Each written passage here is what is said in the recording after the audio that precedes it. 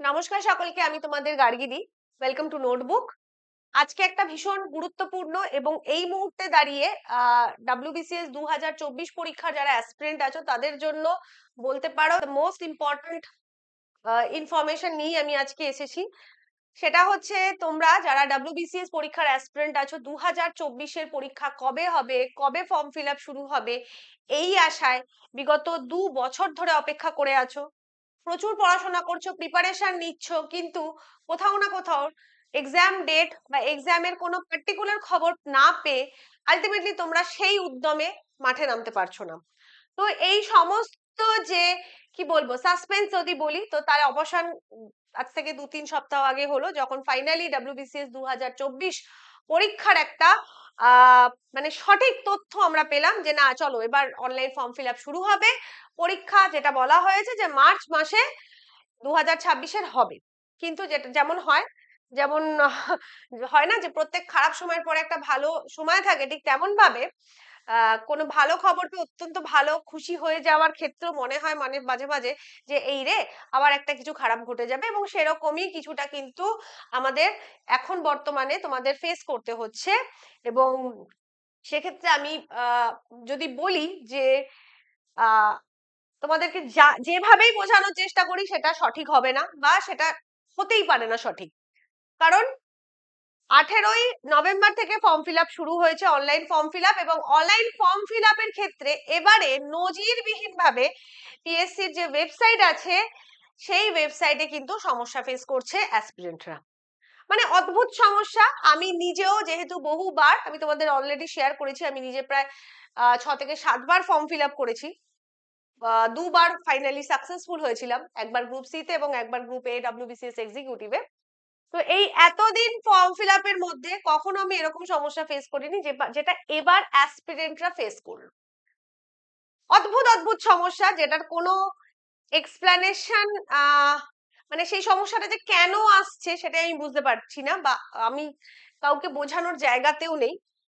অদ্ভুত সমস্যা, online form fill up করা যাচ্ছে না, ওয়ান টাইম রেজিস্ট্রেশন করা যাচ্ছে না। আলটিমেটলি রেজিস্ট্রেশন করে ফর্মটা যখন ফিল আপ করতে যাচ্ছে, দিচ্ছে এ, হয়ে যাচ্ছে বি, এক অপশনাল দিচ্ছে অন্য অপশনাল হয়ে যাচ্ছে, ফর্ম সাবমিট হয়ে যাচ্ছে, পেমেন্ট অপশন আসছে না, ফলে ফাইনাল সাকসেসফুল হচ্ছে না।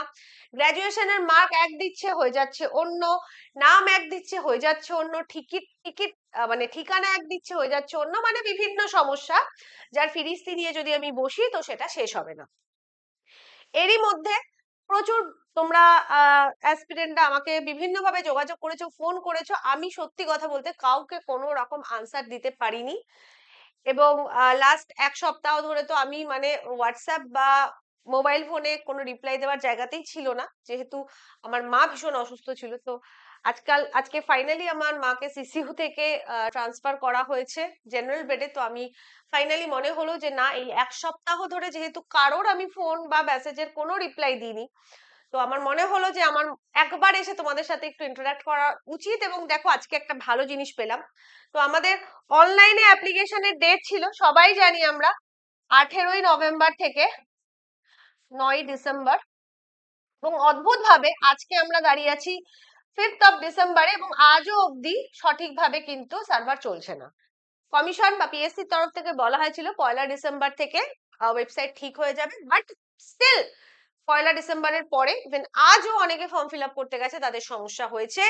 তো ফাইনালি আজকে বিকালে একটু স্বস্তির নিঃশ্বাস যে 16ই ডিসেম্বর অবধি কিন্তু এই অনলাইন অ্যাপ্লিকেশনের ডেট ইনক্রিজ করা হলো। এবং আমার মনে হয় যে শুধু ইনক্রিজ করলেই হবে না, পিএসসি সম্পূর্ণভাবে দায়িত্ব নিয়ে এবার যাতে অ্যাটলিস্ট সার্ভারটা বা ওয়েবসাইটটা ঠিকঠাক চলে এই দিকে নজর দেওয়া উচিত, এবং আশা করছি পিএসসি এটা দেবে।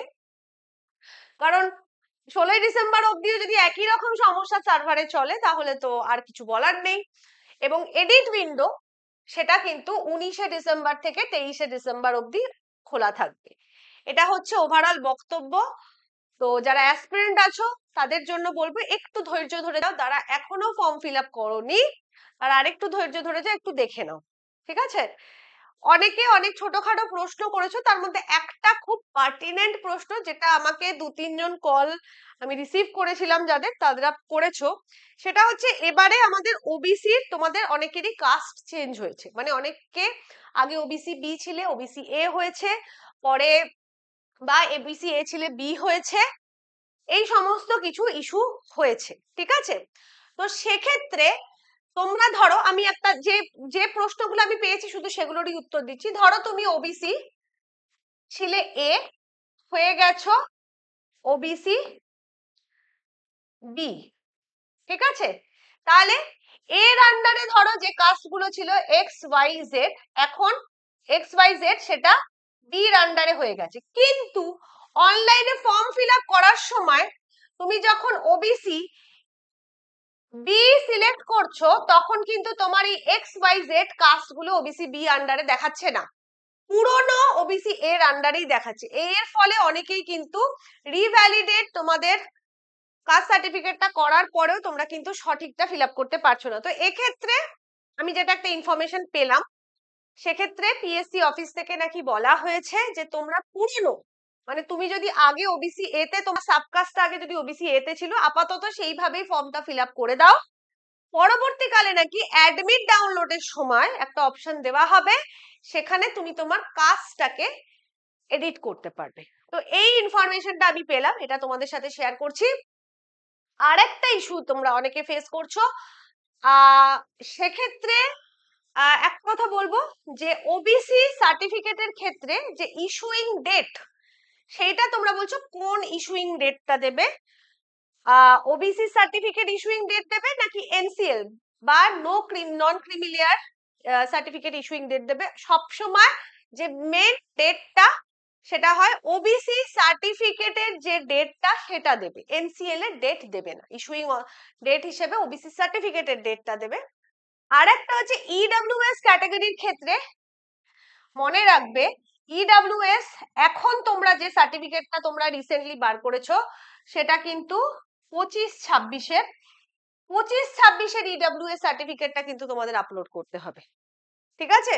এটা একটু খেয়াল রাখবে। তো এই দুটো তিনটে প্রশ্ন আমি পেয়েছি, উত্তর দিলাম।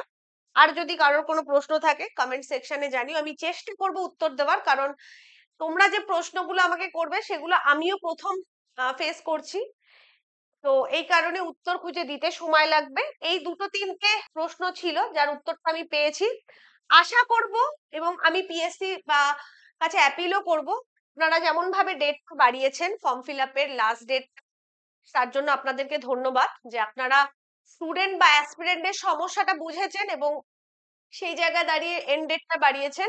আর একটা রিকোয়েস্ট স্টুডেন্টদের তরফ থেকে আমার তরফ থেকে থাকবে যে কাইন্ডলি সার্ভারে বা পোর্টালে যে ইস্যুগুলো আছে সেগুলো একটু তাড়াতাড়ি ঠিক করে দিন, যাতে স্টুডেন্টরা, কারণ স্টুডেন্টরা অলরেডি পরীক্ষাটা নিয়ে যথেষ্ট টেনশনে আছে, সেই জায়গায় ফর্ম ফিল আপ নিয়েও যদি টেনশনে থাকে তাহলে কিন্তু তাদের কোথাও না কোথাও বেশ কিছু দিন নষ্ট হয়ে যায়। তো আপনারা যেমন ভাবে ডেট বাড়িয়েছেন ঠিক তেমন ভাবে যাতে পোর্টালটাও একদম সুন্দরভাবে এরার ফ্রি ভাবে ফর্ম ফিল আপ করা যায় সেই দিকটা একটু দেখুন। তো এই বলে আমি আমার এই ছোট ভিডিওটা মানে শেষ করছি এখানে। কোনো ইস্যু থাকলে অবশ্যই কমেন্ট সেকশনে জানিও, আমি যথাপযুক্ত চেষ্টা করব তোমাদের সাহায্য করার। নমস্কার।